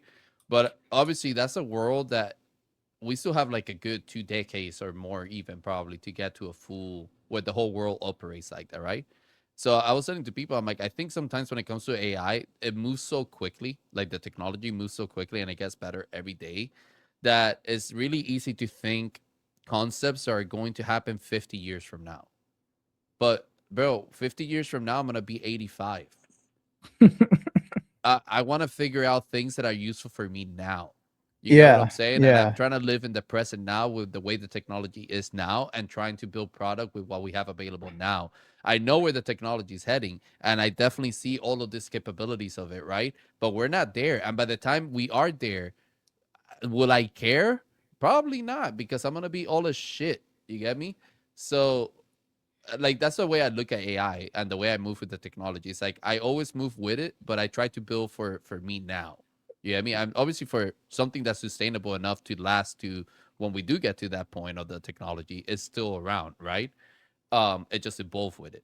Well, let me know what. Let me just tell you guys. Like, in the last week, I've met so many people that are building their own bots, their own this, their own that, in the XRP space, HBAR space. By the way, XRP also now has the 402 standard. There's some security woman that's like, be careful with X402, blah blah blah. But like, I do your own research, right? Like, don't take my word for it, don't take her word for it. But what I am seeing is like there is a race right now to build all these machines that can basically like create different forms of revenue. Like I'm focused on Blowfin right now because that's the platform I like to trade on. Also have affiliate link. Shout out to Blowfin for giving me that. But I've been seeing like, and this is probably more engagement farm than true, but I've been seeing like this polymarket meta where people are supposedly making like thousands of dollars doing the polymarket AI trading route. And then some of them even showed that they had their balances drained because the bot made one mistake. So some of it might be true. Some of it looks like it's engagement farming a little bit too, but that's what I've been seeing is people are gearing up right now. And it's like, it's not really about where are we going to be in 5-10 years. It's about where are we now and how can you get ahead of the curve right now, in my opinion. I don't think that like the future really matters if you're not in the present. And the present right now, like people are building this shit like crazy and building it quick. And like even this past week, we got Sonnet, was it 4.6 or 3.6, something like that, one of the new versions of Sonnet.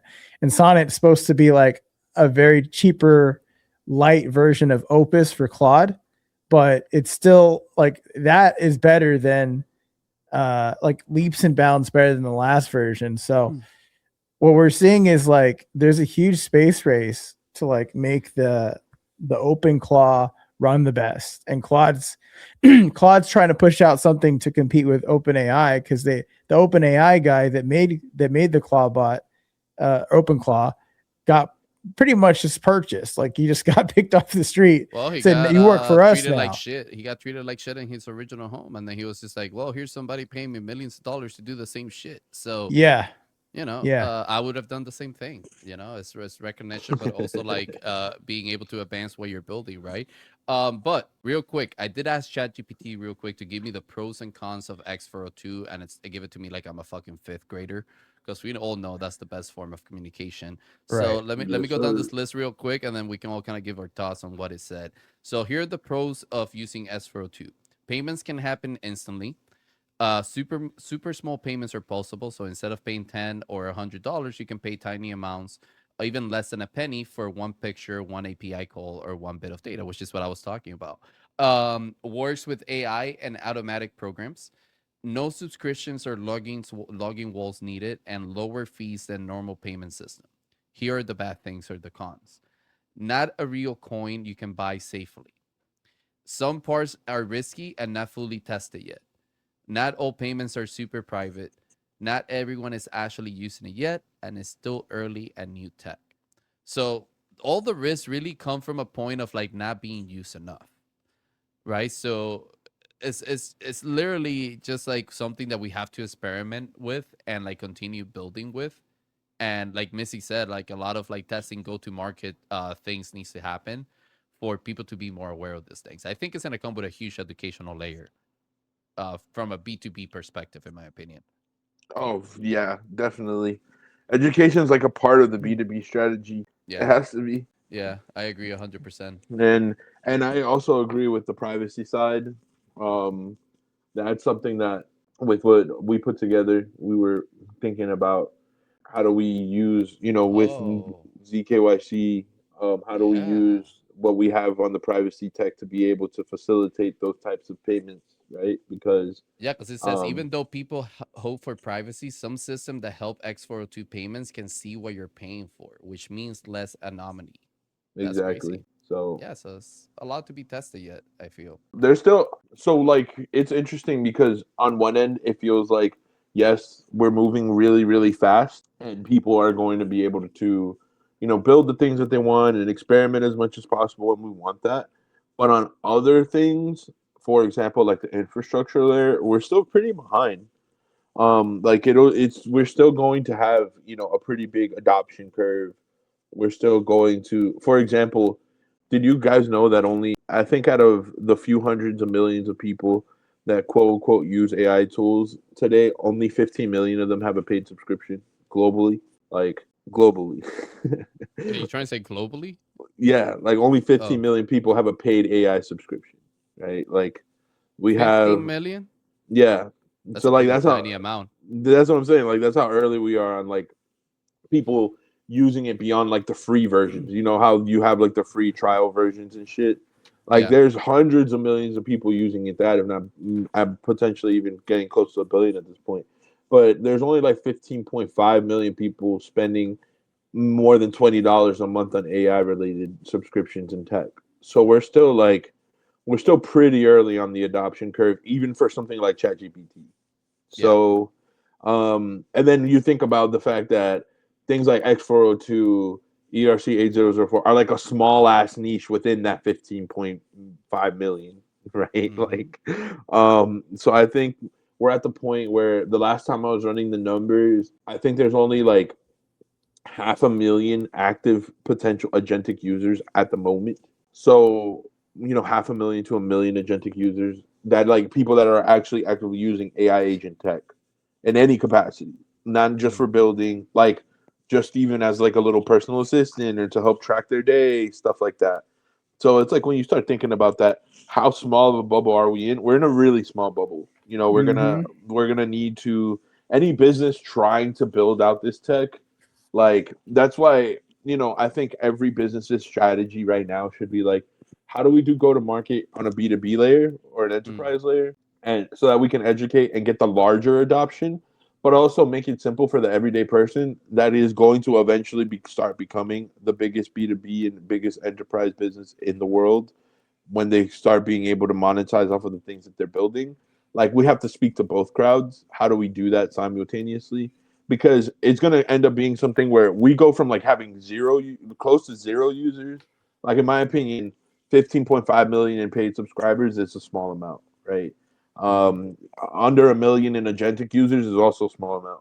But it'll be like one of those things where over a 6 month period, all of a sudden hundreds of millions of people showed up, or tens of millions of people showed up. Like, you know how it is. Like, once the FOMO really starts, everyone jumps in. Yeah. So you have to be ready for those things. You have to be able to execute on them. But we also need the infrastructure to make it all possible, because what we don't want is a crypto 2.0 moment where everyone runs in and it's just some stupid fucking casino or some shit. You know what Yeah. I'm saying? Like, like the UX isn't up to par. Yeah. The user experience sucks ass, and none of the people actually stick or want to use it or anything like that. So it's like a lot of people at this point, the ones that are trying to build like the infrastructural side of things, like, time is ticking, and it's like a full sprint to be able to provide the tooling and resources necessary for the everyday person and for a lot of these businesses. It's exciting. X402, with with your comments on X402, the privacy thing is something that, without fully giving too much thoughts, like, we did think about the privacy payment side of things, and there is a solution within the layers that we've created. Because, yeah, you don't want, if you're doing something where you're trying to pay with X402 and you're using this agent to make your life easier, you don't want to do it at the cost of your security. Yeah. And at this point, it's like, it's become almost impossible to prevent from data from leaking from people's like databases. So the best thing you could do is to make sure that the data is encrypted and it can't be leaked. Period. So instead of trying to prevent the hacks or the leaks, it's, let's prevent the ability for the information to even be retrieved in the first place. So, we're going to see a lot of crazy stuff with data hacks and leaks when it comes to this agentic stuff. And at least on our side, like, our thing is, let's make sure all of that data is encrypted. That way, if for some reason someone does get access to a company's database, well, none of that information is stored there for them to be able to leak it in the first place. So, it's kind of just like getting ahead of that side of things. It's very smart, man. It's very smart. It's crazy. Oh shit, Yes, dude! What a sir. Yes, sir. what a rabbit hole to go down to. Like, Yeah. that space is so interesting, man. Like, the more you look into it, the more like interesting it gets. And like I said, I, as it continues to evolve, it's only gonna get crazier. I think that the parallel that you brought up, Mizzy, about like crypto and whatnot. I think that we're in that moment because like this is the way I'm looking at it. I'm trying to build my own application and shit too, and I'm seeing the machine that everybody likes to use for the task is like $500, $600 price point, right? I remember back in 2013 or 2014, I can't remember the price of Bitcoin, but it was like $100 or like $200, something like that. And to get a miner to like start mining was like north of like $600, $700. So I feel like we're in this similar point in time where it's like you get this one device, you build these applications with AI agents or not, however you want to do it. It's the same like opportunity cost and like risk versus reward that a Bitcoin miner would have faced like 13 years ago, in my opinion. Yep.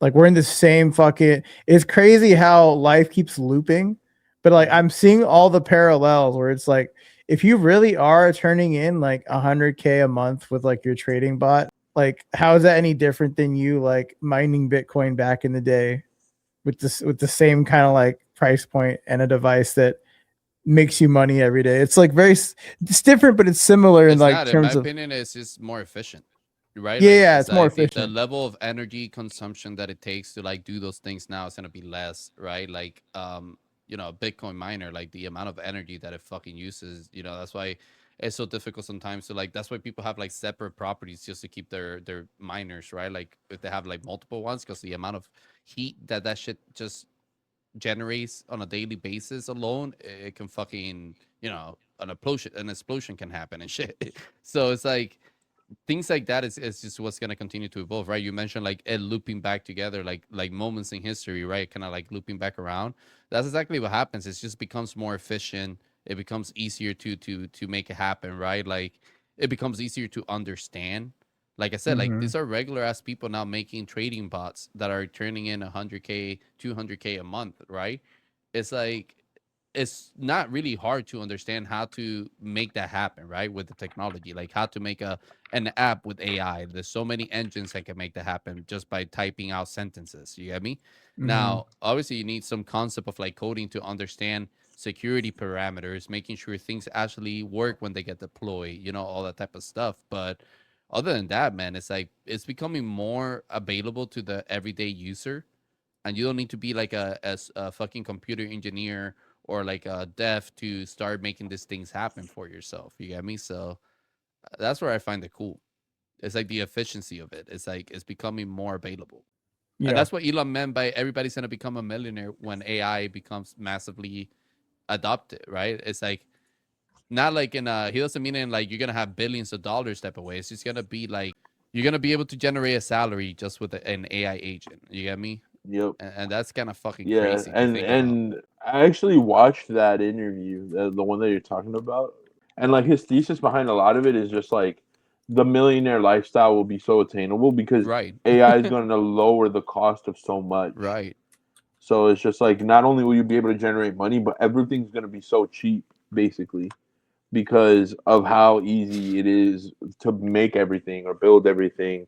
Like, for example, something that I was talking to um, a friend about was when we're thinking about designing business models, right, for AI now, and this was something that I was even actually thinking about for Catalyst. Like, it's something I'm thinking about like on everything, and I'm thinking, okay, like for example, Cloudz, Hado, you guys have been vibe coding. Like, how long did it take you to build an app, like an MVP for an app? Like a day, 2 days? Yeah. Yeah. What is Yeah, the term MVP? I keep hearing that minimum shit. viable product. Um, well, my first vision of it was realized in like 3 days. Okay, so realistically, we're seeing something, and a lot of people are saying SaaS businesses are dying. I agree, but for different reasons. So let's say that you're paying, I don't know, like $100 a month worth in AI subscriptions. You have, your setup. You can build any app you want within by next year. You'll be able to build any app you want within 24 hours, right? Maybe even shorter time, like 8 hours, 2 hours, 3 hours. So now, why would you pay $30 to access someone's app when you can just build your own for 2 hours worth of typing in front of your computer? Or you can ask your agent to go build it for you. You might not even have to build it yourself. You can be like, hey, fucking Tito, like, go build this shit. And Tito's like, all right, I got you. No problem. Right? And the app is like ready in a couple of hours. Business models are gonna be so different. And like that's what I've been really trying to figure out and like think about constantly because being able to just deploy an app and say, oh, pay me $5.99 or $10.99 or it's not going to be the same because someone's going to have someone that has access to this technology, especially as the user experience gets easier and easier, is just going to be able to create like personalized, customizable apps, right? So it's like now we're almost coming into this weird moment where I was watching this video by Frank Gods where he said it's interesting because apps are almost going to become like you having your own newsletter. Like people can get the news elsewhere, but they want like your perspective on the news, Yeah. or you having your own podcast. Like people want your perspective on things that are happening. So it's kind of like people will pay apps for your perspective, but I also think what we're going to end up seeing, and um, and honestly, anyone I don't even want Damien to clip this part. Like, I want anyone that like watches the full show deserves the alpha. But in my opinion, like the people that are gonna win in the next decade are gonna be the ones that take like the Amazon Prime model and turn that into their business. Because, for example, let's say like you're looking at, okay, for example, we have Catalyst.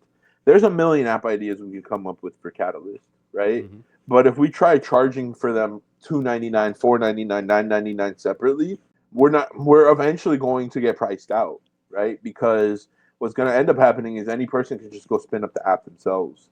So it's like, but we have to create almost like a branded experience. Like, why do you buy a T-shirt at Walmart instead of buying a T-shirt at, Louis Vuitton, for example? Because you want the branding experience, you want the brand association. So I see apps are going to go in the same direction, but instead we might have like 5 Catalyst apps that are behind a paywall, and paying that $9.99 gets you access to all those apps because it costs us nothing to have it, but you're Right. paying for our community experience, our branded experience, like that kind of stuff. And that's something that's like been blowing my mind lately, because the more I see how people can just like spin up an app and like get on Claude Code, spin up an app, or get on GPT 5.3, spin up an app, Right. and now they have this functional use. Like, it's been, for me, I'm just like, bro, how's business even gonna fucking work anymore? Well, it's gonna be a change, like you're saying, right? Like Yeah. the biggest layer change there is that the time that it takes to ship something out and deploy it, right, is significantly gonna reduce the P&L risk of any business, right? Like Yep. how much am I gonna lose if this app doesn't work out? And the answer to that right now is absolutely nothing. I'm gonna lose maybe 2 to 8 hours of work, right? Because like let's say I deploy an app, right, that I build within 8 hours or 24 hours, so that my agent built for me in 24 hours, right? Like you were saying. I deployed it, maybe it's successful for like 6 months. I make some revenue out of it, right? Because people are paying like a little paywall for the subscription. The app, after 6 months, somebody else came up with a similar app. People stop using my app. I go and develop another app, right? And in the same amount of time frame, all I lost from that first app was 2 to 8 hours of work, and I made profit out of it for 6 months, right? So it's gonna get to a point where creators of those apps are just gonna create and move on, right? Or businesses, like you're saying, are gonna adopt the mentality that you were talking about, and they're gonna be like, no, you're coming to us because you want to pay our brand experience. You want to be part of the Catalyst ecosystem and all the products we build, like Apple, like Amazon, like Louis Vuitton, like all those people you were mentioning, right? So you're gonna pay us $9.99 a month, and guess what? You get access to every single app that we develop in the future or that we have available right now, right? So now it's like you're no longer paying $9.99 for the success of the individual app. You're paying $9.99 because you want to be part of the Catalyst experience, and essentially, it's up to us to continue to develop apps that are worth it to you, right? But if the first app that's available in our ecosystem is not what you're looking for, then you already know when we develop the second app, the third app, you already have access to those things as well, versus having to pay for them individually, right? Yep. But for the individual use case, it's gonna be very much like, hey, I developed this thing in 2 hours. I made some good money for a year or maybe like half a year. It tanked after that. Like people stopped using it. I'm moving on to the next product that I'm building, right? The next app that I'm developing based on what's trending, based on what's necessary, what are people looking for, whatever it is. It's going to be very much like the inventor mentality, right? You know how BCs are always scared of like supporting an inventor because they're always looking to move on to the next invention, right? It's gonna be very much that. It's like the amount of risk that I have of losing for the app not being successful or people paying for the app is so minimal because all I did was vibe code for like 2 to 8 hours on my computer. That's all I lost. I didn't have to pay a developer. I didn't have to pay people for marketing, right? Like that was all done animated, right? Like it was all done automatically, like through AI. So I think that's gonna be a huge game changer to the way businesses look at the technology and just the way they um release to consumers, right? Just like their whole business model is definitely gonna change, like you were saying. Yeah, it's gonna be a trippy couple of years, man. Yo, I'm here for it, man. I'm here for it. But yo, boys, I think with that note, we're gonna end it here for this week. Any final thoughts before we close it up? Claro. AI is the future. We're all being taken over. That's my final thought. Yeah. My final thought is that if you're new to this shit, so am I. Don't get discouraged when your shit doesn't work. And then when it does work and it's not working how you envision, don't get discouraged again. Keep going. Get to the drawing board again. Maybe use some YouTube University or reach out to people that you might know. I have a lot of peers that are giving me a lot of different advice on how to build what I'm building. So I've already done like the thing about this, like you guys were saying too, is like you can kind of like build this really quickly. And if it doesn't work how you want, you could just start over. Yep. And it doesn't take too much time to get back to where you were because again, you're not really like doing the heavy lifting. So yeah. Also, to your point, guys, whatever engine you're using to build these apps, right? Use your AI too as a collaborator. Like ask it questions when you get to a point where you're stuck. Like ask questions of like, yo, where do I go from here? Like what's needed to make this work? You get me? And it will give you answers as you're building, like to make it better. So it's like treating it as a brain that you're training. You get me? So ask questions, have conversations with it. And then you move on from the part you're stuck. At the end of the day, we're all experimenting. Click, clack some buttons, click, click, click. And if you fuck around too much, then it's all good. Backtrack and ask questions to your AI engine, and it will guide you to the way of getting it done. So, yeah, man. My final thoughts are just have fun, man. Like the world is in a very unfamiliar place everywhere, whether it be technology, whether it be politics, everyday life. We don't know where any of this shit is headed, but we do know that we're in control of how do we respond to it. So just try to have as much fun as possible. Stay level-headed and just kind of don't get lost in the sauce. Facts. Absolutely wonderful advice, guys. This is episode 96 of the Catalyst Effect. Let us know in the comments what you think about all the conversations we had today. Let us know if you're building something cool with AI. We would love to check it out. And as always, we will see you next week at the same damn time. Peace. Peace. Peace.